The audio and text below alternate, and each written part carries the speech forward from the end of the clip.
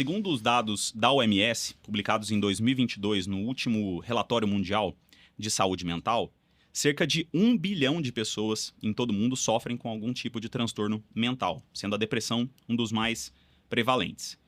E desde que esses dados saíram, parece que as coisas não estão melhorando, né? Ano após ano, o número de pessoas deprimidas no país e também no mundo está crescendo, em todas as faixas etárias e em ambos os sexos, a ponto da própria MS declarar que a depressão deve ser, em pouco tempo, uma das principais causas de afastamento ou de incapacidade em todo o mundo.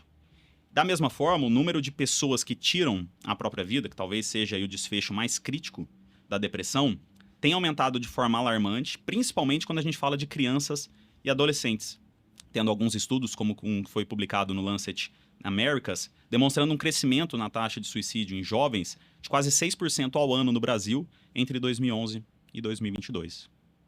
Bom, dito isso, Antônio, o que você acha que a gente pode explicar como principal motivo desse aumento no número de casos? Você acha que, por exemplo, o nosso estilo de vida moderno influencia nesse aumento? Vamos lá. Um ponto primeiro de ressalva que talvez vale até a pena a gente voltar depois é a questão de a gente entender o que está relacionado aos transtornos mentais, no sentido de o que causa ou aumenta a prevalência deles na população. Isso é um ponto que mais para frente a gente pode voltar, porque eu acho que é uma discussão super interessante. Mas, para tentar responder assim, por que será, né, que as pessoas estão mais deprimidas, estão se matando mais? A gente tem hoje em dia hipóteses, né? A gente tem teorias, a gente tem formulações com base muito no estilo de vida moderno que a gente vive, né? Eu acho que, em primeiro lugar, pelo que a gente lê, assim, a pandemia teve um papel importante nisso, porque ela mudou várias dinâmicas de trabalho e de relações, e durante ela também não dá para negar que a gente teve medo de morrer, Exato. que a gente teve medo que os familiares adoecessem, que a gente teve isolamento social, então a gente perdeu esse contato com as pessoas que a gente gosta, e tudo isso teve uma reflexão grande no humor, no afeto, nas taxas não só de depressão, mas de todos os outros transtornos mentais, né? Então, eu entenderia talvez a pandemia como um desses fatores.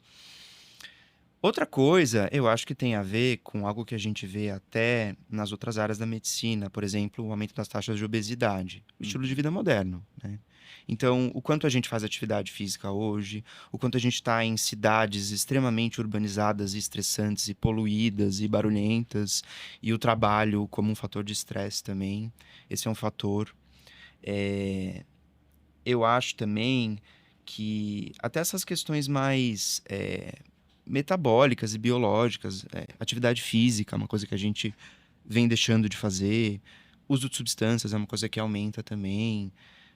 Quantas pessoas você conhece que fazem terapia como uma forma de prevenção e não eu adoeci e aí me recomendaram a terapia como uma intervenção para melhorar o que eu estou sentindo, né? Um tratamento, né? Então, eu penso que tem várias coisas envolvidas, e não só o que eu penso, eu acho que, né, o que muitas pessoas estão estudando para tentar entender o porquê, né? Outro fator muito importante, com muito texto sobre, são as redes sociais, né? Então, a proibição recente dos celulares nas escolas foi lida por todo mundo que estuda saúde mental como algo muito positivo, porque a taxa de ansiedade e depressão nos adolescentes, na geração que cresceu com celulares, é muito maior, de cabeça eu não sei números, mas assim, muito maior do que as taxas dos adolescentes que fomos nós, que a gente não tinha celular ou não nessa facilidade, né, assim. Então, o quanto essa sempre disponibilidade do celular, das redes sociais, essa comunicação constante nesse espaço virtual também, não faz a pessoa ter dificuldades em lidar com o real, né? Com as relações, com as frustrações da vida de fato, e não com essa vida de tela, também não repercute nisso. Essa é outra teoria, né? Então a gente tem todas essas teorias, a pandemia, o estilo de vida, as alterações bioquímicas do mundo moderno. Outra, eco-ansiedade, o mundo esquentando, a gente não vai ter futuro, quanto a temperatura vai subir. E aí o que as pessoas conseguem pensar do futuro? Muito pouco, né? Porque o planeta se destruindo do jeito que está, isso repercute. Tem estudos muito legais de adolescentes que falam isso. Eu não tenho motivação para buscar uma faculdade porque eu não sei se eu vou ter futuro, né? Então, quanto de ansiedade e depressão tem a ver com essa questão de contexto também, né? Então, são algumas coisas que a gente lê aí, mas cravar o martelo e falar é por A mais B, é por X mais Y, não dá, né? Uhum. É nesse ponto até que eu acho que vale a gente falar também um pouco do modelo biopsicossocial mais pra frente, quando a gente fala de depressão em si, mas eu acho que eu começaria a tentar responder por aí, assim. Acho que Perfeito. complementando um pouco o que o Toninho falou, é, a pandemia, né, a OMS diz que aumentou em 25% mais ou menos os transtornos, tanto transtornos de ansiedade quanto de depressão. Uhum. Além de todos os fatores, né, como o contato com a morte, a insegurança financeira, o desemprego, né, o isolamento social, muitas pessoas que faziam já acompanhamento psiquiátrico tiveram seus tratamentos interrompidos, muitas vezes, porque todos os recursos foram canalizados para o tratamento da Covid, né? Uhum. Então, eu acho que essa crise também, né, da saúde mental teve um pouco disso também durante a pandemia. Falando um pouquinho das redes sociais, eu acho que, assim, não é para demonizar as redes sociais, porque eu acho que tem muita coisa boa também. Ao mesmo tempo que a gente está hiperconectado, né, o tempo todo online, o tempo todo conectado, a gente está desconectado da realidade. Então, Perfeito. a gente se isola cada vez mais, perde a conexão com os nossos amigos, com os nossos familiares, com o mundo externo, né? Então, acho que isso, sem dúvida, contribui muito, assim, esse isolamento e essa hiperconectividade, né? A gente está trabalhando muito também, então, as jornadas excessivas que levam à privação de sono, consumo de alimentos ultraprocessados, né? Hipercalóricos. Então, tudo isso acho que contribui também para o aumento das taxas de depressão e de suicídio. Perfeito. E talvez esse movimento ele já tenha acontecido há um bom tempo, né? Já vem acontecendo há um bom tempo. E a pandemia serviu como não só um acelerador, né? Porque ficamos reclusos totalmente, então algumas coisas que já aconteciam foram potencializadas.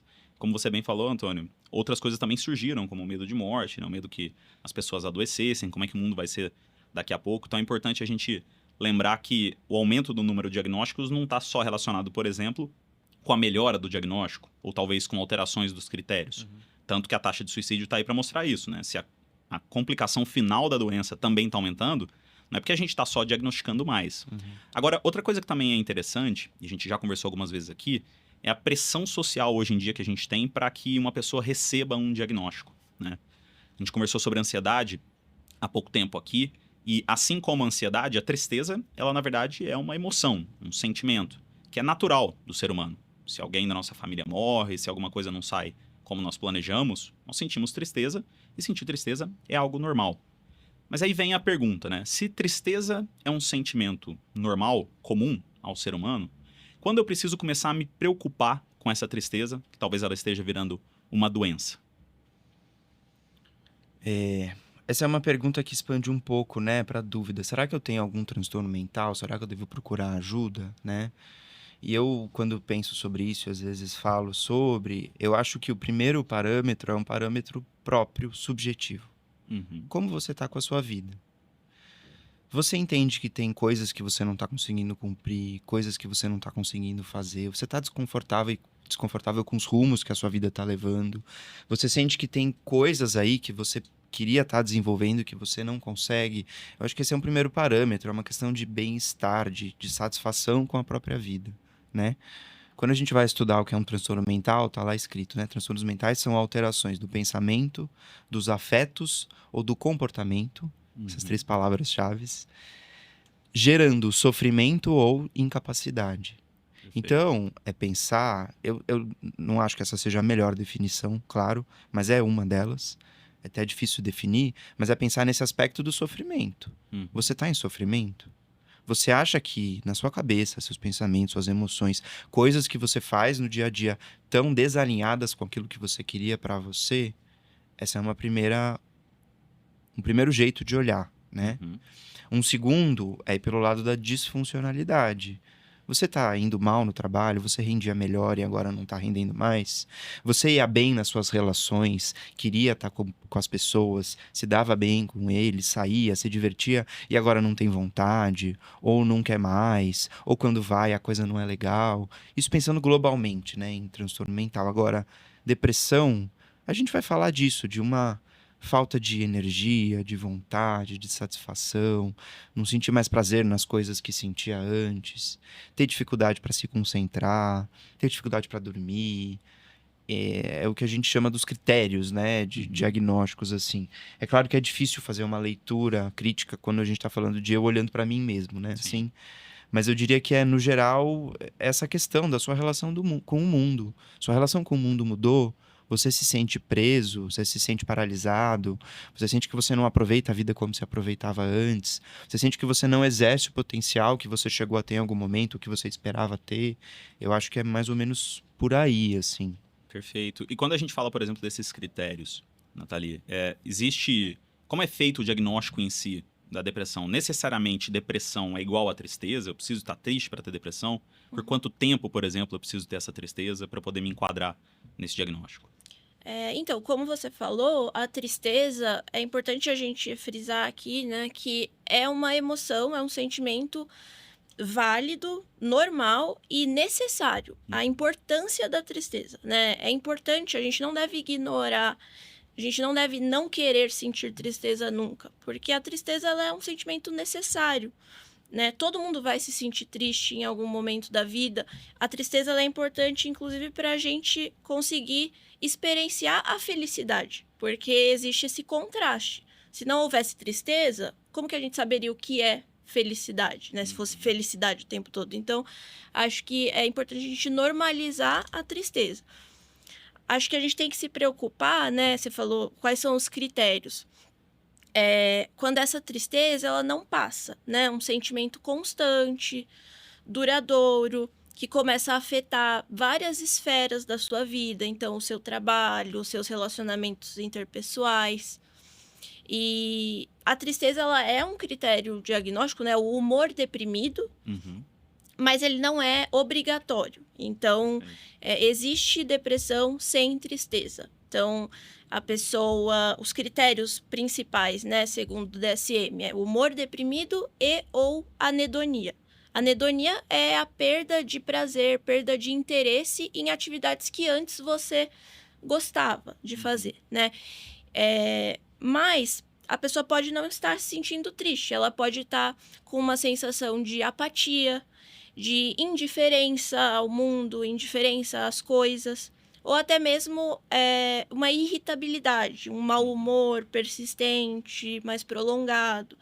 Então, é isso. Quando a depressão, ela vem acompanhada de outros sinais e sintomas também, né? Então, alterações cognitivas, alterações comportamentais, neurovegetativas, do sono, do apetite, da memória, da concentração.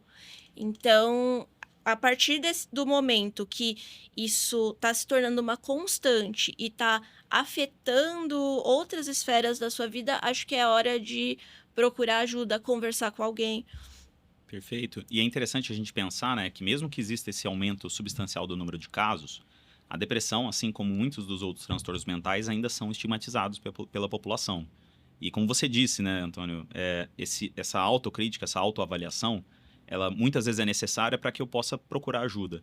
Mas muita gente acaba não procurando ajuda às vezes por conta desse medo que existe entre a pessoa que tem um diagnóstico de depressão ser taxada como improdutiva, ou muitas vezes como infeliz, como uma pessoa que não tem um problema de saúde em si, mas tem uma vontade de não fazer as coisas. Preguiçosa. Exatamente. Então, deixar isso bem claro. Quando você tem a tristeza, a falta de vontade de fazer as coisas, a falta de prazer, na verdade, com coisas que você já tinha, e até por isso que é importante esse acompanhamento com o psiquiatra ou com o profissional de saúde, né? Porque às vezes a gente vê uma foto do paciente em um momento pós-luto, por exemplo. E, logicamente, essa pessoa vai estar triste. Agora, será que esse luto está demorando muito mais tempo para passar do que o normal? Será que essa pessoa está reagindo de forma exacerbada àquele luto? Por isso que é importante um segmento com profissional de saúde, né? Você perguntou sobre a questão de duração. Eu acho que tem uma coisa interessante a falar aí. Desculpa te interromper. Nada, manda bala. Teoricamente, para a gente diagnosticar uma depressão, a gente teria que entender que esses sintomas estão presentes por pelo menos 2 semanas. Na maioria dos dias, né? E o que é interessante, eu acho esse um dado muito legal. A grande maioria das vezes que a pessoa começa a se sentir assim e entra num episódio depressivo, isso tende a durar 20 a 25 semanas. Tem alguns estudos longitudinais sobre isso. Isso é o que a gente chama de episódio depressivo. Então, a gente considera um episódio depressivo quando a pessoa preenche esses critérios ou se sente dessa forma por 2 semanas até 2 anos. Então, por mais que a maioria das vezes isso dure 20, 25 semanas, nessa duração de até 2 anos, a gente considera que essa pessoa está num episódio depressivo. Isso é uma entidade, isso é um diagnóstico. Sim. Outro diagnóstico, que é até importante para a gente pensar nas relações de causalidade, do que está acontecendo, é o de depressão crônica, que é quando esse episódio dura mais de 2 anos. Né? Não é todo quadro depressivo que cronifica. Né? É uma minoria, na verdade. Mas essa questão de duração é importante justamente para a gente pensar o que está envolvido no desencadeamento daquilo e também na perpetuação. Né? Porque para você se manter deprimido, provavelmente tem coisas ali na vida acontecendo que te mantêm assim de uma forma ou outra.